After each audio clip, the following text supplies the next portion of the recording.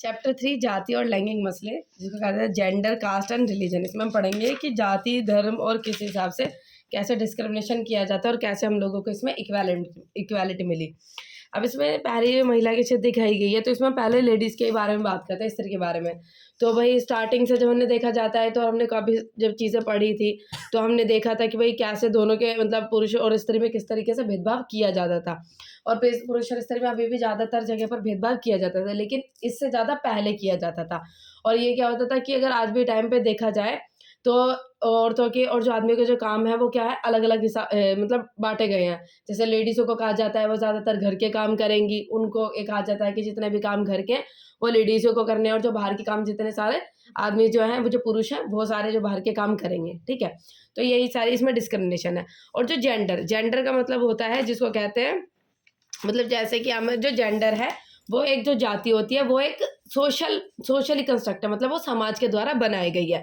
मतलब भेदभाव जो होता है ना, जैसे स्त्री पुरुष में एक तो फिजिकली जो डिस्क्रिमिनेशन, फिजिकली डिफरेंशिएट जो रहते हैं, जैसे कि उनके शरीर वगैरह अलग रहते हैं, लेकिन एक मतलब एक जो सोशली, जो कि सोशल कंस्ट्रक्ट जिसको कहते हैं, सामाजिक के द्वारा ये भेदभाव जो दिमाग में बनाए गए हैं कि स्त्री कमजोर है, पुरुष जो है वो स्ट्रॉन्ग है, इस हिसाब से भेदभाव ये समाज के द्वारा बनाया गया। इन जो ये ना, ये जो जाति धर्म, ये जो जाति है, वो एक सोशल कंस्ट्रक्ट है जो कि समाज के द्वारा बनाया गया है। और स्त्री और पुरुष में अभी देखा जाए तो डिस्क्रिमिनेशन अभी बताया था कि काम के हिसाब से इनके दोनों में भेदभाव किए जाते हैं, कि काम जो है वो लेडीज़ों के है, कि घर के काम, सब्जी बनाना, झाड़ू पोछा, बर्तन धोना, ये सारे लेडीज़ करेगी, और जो वैसे काम है वो आदमी, जो कमाने वाले काम है वो बाहर के आदमी करेंगे। लेकिन इन काम को आदमियाँ करते हैं, वो बाहर करते हैं, अगर इनको इसके बदले में कुछ पैसे मिलते हैं। तो जैसे आपने देखा होगा, क्या खाना बाहर आदमी बनाते नहीं? बनाते हैं, लेकिन वो कब खाना बनाते हैं, जब उनको उसके बदले में पैसे मिलते हैं। जब वुमेन इसको काम को करती है, तो वो फ्रीली करती है, वो घर में अपनी जो है जैसे फैसिलिटीज़ हो, उसको अपना काम समझ के उस तरीके से वो काम करती है। उसकी कोई इस तरीके की डिमांड नहीं रहती कि इसके बदले में मुझे क्या पैसे मिले। लेकिन जब वो मेल इस काम को करते हैं, बाहर जाकर करते हैं, तो वो मतलब फीमेल इनके मनी से, जो पैसे से जुड़ा हुआ होता है। तो इस हिसाब से इनके काम के प्रति जो है डिस्क्रिमिनेशन जो है किए गए हैं, ठीक है। Gender cast, women half of the humanities, जो वुमेन है वो पॉपुलेशन का जो आधा हिस्सा जो है वुमेन है, लेकिन उसमें जिस हिसाब से इनके मतलब डिमांड, जो इनके हिसाब से इनको फैसिलिटीज़ मिलनी चाहिए, उस हिसाब से इतनी फैसिलिटीज़ आधी इनको मिलती नहीं, ठीक है। अब इसमें काफ़ी सारे काम किए गए हैं, जैसे वुमेन के लिए, जैसे उनको क्या है, वुमेन ने फिर जब जैसे जैसे वो थोड़ी बहुत शिक्षित हुई और जैसे उनको चीज़ों के बारे में पता चला, तो उन्होंने क्या है, इक्वल राइट्स मांगने, डिमांड उन्होंने करनी शुरू की कि हम लोगों को भी जैसे आदमियों को मिलते हैं, पुरुषों को मिलते हैं, इस हिसाब से हम लोगों को भी इक्वल राइट जो है उनके हिसाब से मिलने चाहिए। वोटिंग राइट्स, पहले वोट देने का भी अधिकार नहीं था, फिर उन्होंने वोटिंग राइट जो थी वो डिमांड की थी कि हम लोगों को भी वोट देने का अधिकार मिलना चाहिए, उसके बाद हम लोगों को लीगल स्टेटस मिलने चाहिए। तो जब इन्होंने लोगों ने डिमांड की, वुमेन्स ने डिमांड की, तो काफ़ी सारी चीज़ों में सुधार आया। क्या हुआ कि जो वुमेन के एजुकेशन की तरफ जो है ध्यान दिया जाने लगा, कि वुमेन जो है, लड़कियां हैं, उनको मतलब शिक्षित करना बहुत ज़्यादा आवश्यक है, और इस तरीके की फैसिलिटीज़ जो है दी जाने लगी। और उसके बाद जो पॉलिटिक्स है, पॉलिटिक्स में भी जो राजनीतिक में भी 1/3 रिजर्वेशन, जिसको 1/3 आरक्षण कहते हैं, वो वुमेन्स को मिलने लगा। लेकिन वुमेन्स को आरक्षण तो मिला, लेकिन उस हिसाब से इतनी, जैसे आरक्षण मिला उस हिसाब से भी राजनीतिक में इतना ज़्यादा उनका भागीदारी दिखती नहीं है। इतने आरक्षण के बाद भी इतनी ज़्यादा वुमेन्स की भागीदारी दिखती नहीं है। और जो इन सब चीज़ों को सपोर्ट करता है, जैसे जो इनके अधिकारों को, मेल और फीमेल के अधिकारों को जो सपोर्ट करता है, उसको हम फेमिनिस्ट कहते हैं, ठीक है। अब आता है इसमें धर्म, सांप्रदायिकता और राजनीति, जिसको कहते हैं रिलीजन, कम्युनिज्म एंड पॉलिटिक्स। अब हमारा जो धर्म है, धर्म जो है हमारे पॉलिटिक्स में किस हिसाब से भागीदारी देता है, ठीक है। जो हमारा रिलीजन है वो पॉलिटिक्स में किस हिसाब से भागीदारी देता है, और सांप्रदायिकता क्या होती है। तो गांधी जी ने कहा था कि जो धर्म है उसको हम राजनीतिक से अलग नहीं कर सकते। काफ़ी सारी जो पॉलिटिकल पार्टीज हैं वो धर्म से फ़ायदा भी उठाती हैं, जैसे कि जैसे धर्म के लोग एक साथ तरफ आ जाते हैं। जैसे मानो कोई एक पॉलिटिकल पार्टी है, उसमें ज़्यादातर जो उनके सपोर्ट, उनको डायरेक्टली तो बात करते नहीं है, जो पॉलिटिक्स में क्या होती है, क्योंकि अगर किसी एक धर्म से रिलेटेड जुड़ी हुई बातें करेंगे, या एक धर्म को ही सपोर्ट करेंगे, दूसरे को नहीं, तो उससे क्या हो जाएगा कि जो हमारी कंट्री जो सेक्युलरिज्म है, धर्मनिरपेक्षता की, उसको मतलब ये चीज़ें हट जाएंगी, भाई एक ही धर्म के बारे में बात कर रहे हैं। लेकिन जब कोई लोग, जैसे कोई वोट देता है, उनको लगता है कि भैया हमारे धर्म से, या हमारे धर्म से जुड़ी हुई बातें कर रहा है, तो उस धर्म से, जो धर्म का जो लोगों का, उस धर्म के प्रति जो मतलब उस धर्म के जो लोग होते हैं, उनका उस पार्टी की तरफ जो है थोड़ा सा झुकाव हो जाता है ना, जो एक उनकी पार्टी में जब कोई भी अपनी राजनीतिक दल उसी चीज़ में समर्थन करता है तो धर्म जो है वो हमारे पॉलिटिक्स में अच्छा भी काम करता है, क्योंकि जब पॉलिटिक्स में जब धर्म है तो इन्होंने काफ़ी सारे, जब पॉलिटिकल राजनीतिक पार्टियों ने धर्म को सुधारने के लिए भी काफ़ी सारे काम जो किए हैं। पहले क्या होता था, बहुत ज़्यादा मतलब जैसे कि भाई तुम्हारी नीची कास्ट है, इस हिसाब से काफ़ी सारे लोगों में भेदभाव किया जाता था। पहले काफ़ी भेदभाव जो है किया जाता था, लेकिन जब से इनके ऊपर जब ध्यान दिया जाने लगा तो इन सब भेदभावों को कम किया जाने लगा, इस्लाम धर्म में ना होकर। जैसे वाणिज्य पारिवारिक कानून औरतों से भेदभाव करते हैं। इस आंदोलन की मांग है कि सरकार के इन कानून को समानपूर्वक बनाने के लिए इसमें परिवर्तन किए जाए। विभिन्न धर्मों से निकले विचार, आदर्श और मूल्य राजनीति में एक भूमिका निभा सकते हैं। लोगों को एक धार्मिक समुदायों के रूप में अपनी ज़रूरतें, हितों और मांगों को जो राजनीति में उठाने का अधिकार है। जैसे कि कोई धर्म के लोग होते हैं तो उनका अधिकार है कि वो भी अपनी मांग उठाएं। जैसे अगर उनका अधिकार है, जैसे उनको लगता है कि उनके किसी भी अधिकार को सुना नहीं जा रहा या फिर उनकी डिमांड को सुना नहीं जा रहा, उनको इग्नोर किया जा रहा है, तो वो उनका अधिकार है कि वो अपनी आवाज़ उठाना चाहे तो वो अपनी आवाज़ उठाकर अपने लिए बराबर का वो मतलब अधिकार जो है वो मांग सकती है। जो राजनीतिक सत्ता में हो उन्हें धर्म के कामकाज पर नज़र रखनी चाहिए। जैसे कहा जाता है कि जितने भी लोग राज सत्ता में हैं, जो पॉलिटिकल पार्टीज में है, पॉलिटिक्स में है, तो उनको जो धर्म के कामकाज पर नज़र रखनी चाहिए कि कोई एक धर्म दूसरे धर्म को एक्सप्लॉइट, शोषण ना करे। ठीक है, फिर आता है सांप्रदायिकता। सांप्रदायिकता का मतलब होता है कि मतलब एक ही धर्म है वो सारे के ऊपर कंट्रोल करने की कोशिश कर रहा है कि एक ही चीज़ चलेगी, मतलब कंट्रोल करना और बाकी सारे धर्मों को, बाकी सारी चीज़ों को दबा देना। ठीक है, उसको कहते हैं सेकुलरिज्म, जिसको कहते हैं नहीं कम्युनलिज्म, जिसको कहते हैं सांप्रदायिकता। मतलब ये है कि मतलब एक धर्म जो है वो उस सब सारे के ऊपर मतलब तानाशाही जिसको कह सकते हैं वो कर रहा है, उसका कंट्रोल होना और बाकी सारे चीज़ों की ना सुनना और अपने हिसाब से सारी चीज़ें कंट्रोल करना। तथा कोई एक धार्मिक समूह अपनी मांगों को दूसरे समूह के विरोध में खड़ा करने लगता है। इस प्रक्रिया में जब राज्य अपनी सत्ता का प्रयोग किसी एक धर्म के पक्ष में करने लगता है तो इस स्थिति और विकट होने लगते हैं। तो इसमें क्या हो जाता है, ज़्यादातर जाति दंगे होने लगते हैं। फिर भाई लोग अब इसमें दंगे होने लगते हैं सांप्रदायिकता में।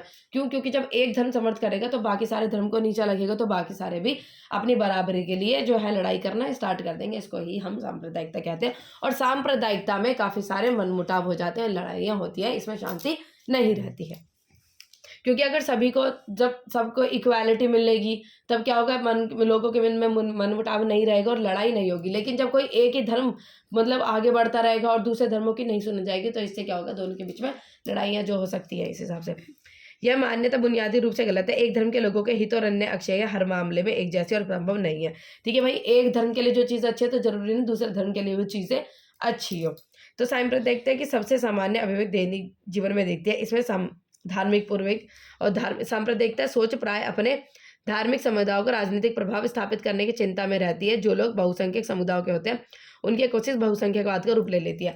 तो इसमें कहा जाता है जैसे कि जो सांप्रदायिकता जब फैली रहती है तो जैसे जो सांप्रदायिकता है, कोई एक धर्म के ज़्यादातर लोग हैं तो वो क्या करते हैं, जो छोटे लोग होते हैं ना, जो छोटे धर्म के लोग होते हैं, मतलब उन जिनके ज़्यादातर लोग नहीं रहते, उनके ऊपर कंट्रोल करने की कोशिश करते हैं, दंगे करते हैं। या तो वो ऐसा कहेंगे कि भाई हमें अलग कर दो, हमें अलग कंट्री चाहिए, अलग डिमांड करने की कोशिश करते रहेंगे। ठीक है, और अगर वो ज़्यादा होते हैं तो वो जो नीचे धर्म के लोग, मतलब नीचे धर्म कह रही हूँ, मतलब जो छोटी जनसंख्या वाले लोग रहते हैं ना, मतलब ज़्यादा जनसंख्या नहीं रही होती और वो अलग धर्म के लोग रहते हैं, तो जो ज़्यादा जनसंख्या वाले लोग थे ना तो उसके ऊपर कंट्रोल करने की कोशिश करते हैं। इस वजह से उनके बीच में लड़ाई हो जाती है, दंगा वगैरह इसमें होता रहता है। अब आता है धर्मनिरपेक्ष शासन। धर्मनिरपेक्ष शासन का मतलब होता है इंग्लिश में सेकुलरिज्म। इसमें क्या होता है, सभी धर्मों को इक्वल समानता मिलती है, इसमें लड़ाई नहीं होती, इसमें इक्वालिटी रहती है, सभी एक धर्म के दूसरे के प्रति वो क्या कहते हैं, आदर सम्मान करते हैं। जैसे इंडिया एक धर्मनिरपेक्ष जो है कंट्री है, जिसको कहते हैं एक सेकुलरिज्म कंट्री है, जहाँ पर क्या होता है सभी धर्मों का सम्मान होता है। आपने देखा होगा कभी, मतलब एक धर्म अच्छी तरह पूजा कर रहा था, दूसरे धर्म को भी सारी फैसिलिटी मिलती है। ऐसे नहीं कि एक धर्म में ही सारी फैसिलिटी हो, नहीं, सभी धर्मों को बराबर जो है अधिकार मिलता है और सभी धर्म अपने हिसाब से अगर पूजा करना चाहता है या कोई चीज़ करना चाहता है तो वो अपने हिसाब से कर सकता है। ठीक है,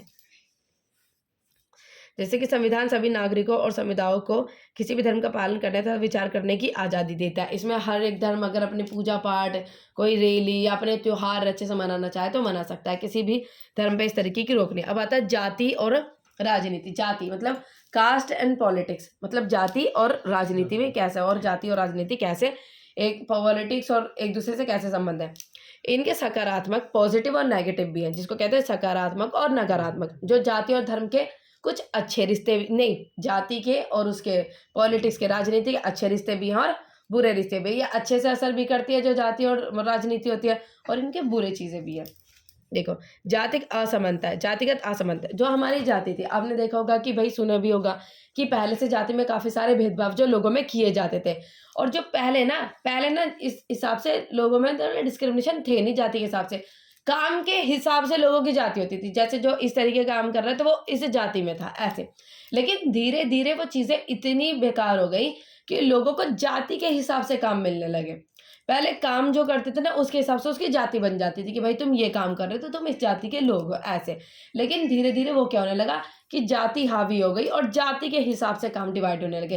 भाई तुम इस जाति के तो तुम्हें ये ही काम करना है। पहले लोग अपनी मर्ज़ी से काम करते थे, अपनी मर्ज़ी से काम करने के बाद उनकी जाति हो जाती थी।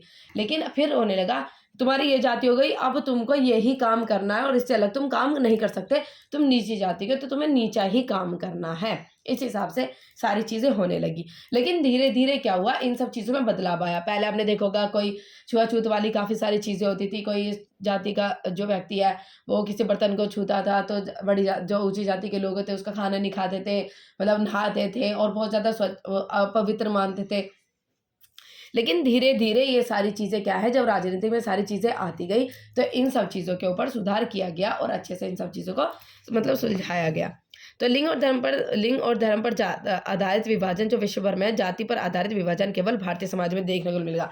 तो ये कहते हैं कि ज़्यादातर जो जाति में जो भेदभाव है ज़्यादातर इंडिया में ही देखने के लिए मिलता है, क्योंकि ज़्यादातर डिस्क्रिमिनेशन जाति की वजह से यहीं पर किए गए हैं। और जाति में भी अलग डिस्क्रिमिनेशन है। जैसे एक जाति क्या उसमें भी एक, जैसे मानो एक जाति है, एग्जैक्ट नाम नहीं लूँ, पर जो कि एक जाति है तो उसमें भी अलग-अलग विभाजन किए गए हैं। इस जाति में ये ऊँचा है, ये नीचा है, इस हिसाब से, है ना? कोई एक पर्टिकुलर जाति है, कोई एक जाति है तो उसके अंदर भी डिवीज़न है, ठीक है? तो अन्य जाति समूह में उन्हें बच्चों की ना तो शादी हो सकती है, और जैसे जाति के हिसाब से कैसे किया जाता है कि भाई जाति में कैसे होता था कि एक ही जाति में शादी करेंगे, अलग जाति में शादी नहीं करेंगे। भाई ये उस कास्ट का है तो उससे शादी नहीं हो सकती, इस जाति का है तो ऊँची जाति वाले ऊँची जाति में ही शादी करेंगे, नीची जाति वालों से शादी नहीं करेंगे, इस तरीके से। बाकी सारी चीज़ों में बदलाव आया, देखिए काफ़ी सारे परिवर्तन भी हुए। जैसे-जैसे अब शिक्षा वगैरह में पहले क्या होता था, एक साथ बच्चे बैठ नहीं सकते थे, अब जैसे पॉलिटिक्स होने लगी और जैसे हिसाब से मतलब बदलने लगी सारी चीज़ें, तो इस हिसाब से जो जाति थी वो क्या हो गई, इन सब में भी मतलब अलग से ये किया गया कि जो जाति इन सारे भेदभाव होते थे इनको कम किया गया, लेकिन पूरी तरीके से ख़त्म नहीं की गई है अभी भी। विकास, शहरीकरण, साक्षरता, शिक्षा के विकास, पैसा जानने की आज़ादी और गाँव में जमींदारी व्यवस्था के कमज़ोर पड़ने की, जाति व्यवस्था के पुराने स्वरूप और वर्ण अवस्था पर आधारित मान्यता में परिवर्तन आ रहा है। काफ़ी धीरे-धीरे इनमें परिवर्तन आ रहा है। समकालीन भारत में जाति तथा प्रथा समाप्त नहीं हुई है। अब ये कहा जाता है कि जो जाति वगैरह है वो अभी भी समाप्त नहीं हुई है। लोग अभी भी अगर शादी करते हैं तो अपने धर्म के देखकर ही करते हैं शादी, ठीक है? और अभी भी इन सब चीज़ों का बोलबाला है और इस तरीके से पूरी तरीके से ख़त्म नहीं हुई हैं। और ये कहा जाता है कि जो जातियाँ पहले से पिछड़ी थी आज भी उन्हें ज़्यादातर पिछड़ा ही माना जाता है। कहीं-कहीं पर आपने देखा होगा गाँव में अगर बात करते हैं नीची जाति की तो वो इस तरीके से बातें करते हैं, अच्छा वो नीची जाति का, ऐसे करके बातें की जाती हैं अभी भी। अब आ जाते हैं राजनीतिक में जाति, ठीक है? राजनीति में जो पॉलिटिक्स में है वो कास्ट किस हिसाब से काम करती है। तो जब पार्टियां चुनाव के लिए उम्मीदवार के नाम निश्चित करती है तो चुनाव क्षेत्र के मतदाताओं की जाति का महत्वपूर्ण योगदान होता है ताकि उन्हें चुनाव जीतने के लिए वोट मिल सके। अब जैसे कोई भी राजनीतिक में जो कास्ट होती है, मतलब पॉलिटिक्स में जो कास्ट होती है वो काफ़ी सारे अच्छे रोल प्ले भी करती है और बुरे भी प्ले करती है। जब कोई पॉलिटिकल पार्टी बनाती है तो वो किसी एक कास्ट के प्रति ज़्यादा झुकाव सा रखती है। क्यों? क्योंकि उसको उस चीज़ का समर्थन मिल सके, क्योंकि अगर वो सारी चीज़ों के अगेंस्ट हो जाएगी तो उसको उसका समर्थन नहीं मिलेगा उस जाति का। तो वो इस हिसाब से बातें करती है ताकि जो कोई भी एक पर्टिकुलर जाति है उसका समर्थन करे और वो उसको जिता दे पार्टी में, ठीक है? लेकिन वो किसी एक पार्टी के समर्थन में नहीं करती, क्योंकि एक ही पार्टी देगी तो वो हार भी सकते हैं। इसलिए वो इस तरीके की चीज़ों का इस्तेमाल करने की कोशिश करते हैं जिससे सारे, जैसे कास्ट है जितने भी जाति हैं वो सारे उसके समर्थन में हो जाए, कुछ अच्छे काम करने की कोशिश करती है जिससे कि उनको भी ऐसा ना लगे कि हमारी जाति के प्रति भेदभाव किया जा रहा है और उसको भी वो पॉलिटिकल पार्टी अच्छी लगे और उसको भी वो वोट दे दे। तो पॉलिटिकल पार्टी इस तरीके से काम करती हैं। और पॉलिटिकल पार्टीज भी जब जाति के हिसाब से काम करती है तो वो भी उनकी मतलब चीज़ें सुधारने का भी कार्य करती हैं। जब वो जाति के हिसाब से काम करेंगी तो वो मतलब जाति वगैरह लेकर आएंगी उसमें, तो वो उस हिसाब से काम करने की कोशिश करेंगी और उनसे ये भी चीज़ें कहेंगी जो मतलब जिनकी कंडीशन अच्छी नहीं है कि तुम्हारी कंडीशन को हम अच्छा करेंगे, ठीक है? देश के किसी भी एक संसदीय चुनाव क्षेत्र में किसी एक जाति के लोगों का बहुमत नहीं है, इसलिए हर पार्टी के उम्मीदवार को चुनाव जीतने के लिए एक जाति और एक समुदाय से अधिक लोगों का विश्वास प्राप्त करना पड़ता है। तो कहते हैं किसी भी समुदाय पार्टी को जीतने के लिए हर एक जाति का सम्मान करना पड़ता है और हर एक जाति को उसको ये कहने के भी तुम लोगों को ये फायदा हम देंगे। ठीक है। वर्तमान सांसदों और विधायकों को प्राय हार का सामना करना पड़ता है और यदि जातीय समुदाय को राजनीतिक पसंद एक हो तो ऐसा संभव नहीं हो पाता। अब समस्या चुनाव में जाति की भूमिका महत्वपूर्ण होती है क्योंकि अन्य कारक भी इतने प्रभावी होते हैं। मानव और मतदाता और अपनी जातियों से जितना जुड़ाव रखते हैं प्राय उससे ज़्यादा गहरा जुड़ाव राजनीतिक दलों से रखता है। इन्होंने कहा था जाति के अलावा भी काफ़ी सारी चीज़ें हैं जो हमारे राजनीतिक दल में सहायक रहती हैं। अब देखेंगे जाति के अंदर राजनीति। अभी हमने देखा राजनीति और जाति देखी थी हमने कि राजनीति में जो जाति है वो किस हिसाब से काम करती है। अब जाति के अंदर जो राजनीति किस हिसाब से कार्य करती है। प्रत्येक जाति खुद को बड़ा बनाना चाहती है, इसलिए पहले वो अपने समूह के जिस उन जातियों को छोटा अथवा नीचा बताकर अपने से बाहर रखना चाहती है, अब उन्हें अपने साथ लाने की कोशिश करती है। अब ये देखो कि मतलब ये है कि जो पॉलिटिकल पार्टीज होती जो राजनीतिक दल होते थे वो जितनी भी छोटी जाति होती थी ना उनको भी साथ में लाने की कोशिश करते ताकि उसको उसका भी समर्थन मिल सके।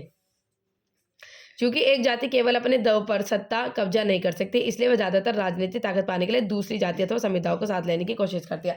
तो क्या करती है कि एक से ज़्यादा जातियों को उसको समर्थन मिले तो वो किसी एक जाति के प्रति कोई बात नहीं करती, सभी जातियों को साथ में लेने की कोशिश करती है। और ये अपने अनेक पार्टियां और गैर राजनीतिक संगठन खास जातियों के खिलाफ भेदभाव समाप्त करने, उनके साथ अधिक से अधिक समन्वय करने और उनके ज़मीन जायदाद और अवसर उपलब्ध कराने की मांग को लेकर आंदोलन करते रहते हैं। अब ये है कि काफ़ी सारे जो राजनीतिक दल है जातियों के लिए काफ़ी सारे काम करते हैं ताकि सब में इक्वालिटी और कोई भी भेदभाव ना हो। चलो ठीक है।